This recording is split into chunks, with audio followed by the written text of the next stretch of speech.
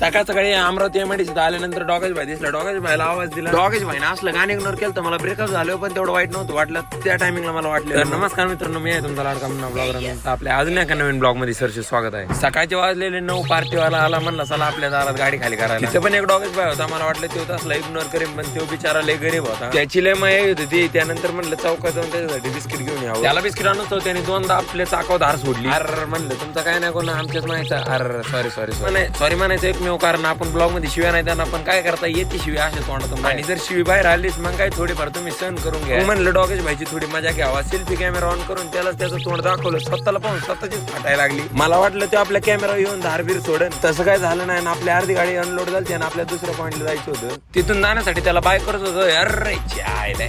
अरे म्हणलं ह्याची काही इरादे सरळ नाही. म्हणलं नाही का आपलं एखाद्या छोट्या गोष्टी एवढा मोठा कांड नसतं करायचं. म्हणलं आमच्या पार्टीवाल्याच्या गाडीची चावी चोरली आणि तिथून निघालो आम्ही नाश्त्यासाठी. त्यानंतर आपण आलो आपल्या गाडीत आणि पाहतोय तर अर्ध्याहून जास्त गाडी खाली झाली. म्हणजे अर्धी तर दुसरीकडे झाली आणि अर्धी इकडे करून टाकली. याच्या काय बोलतोय मलाच काय कळणार भावानं, तुम्हाला काय सांगू. त्यानंतर आपण काटेवर आलो, काटा वगैरे केला, गाडी अनलोड करून आपल्याला जायचं होतं ऑफिसला. तुम्हाला ब्लॉग आवडेल लाईक शेअर सबस्क्राईब कमेंट करा.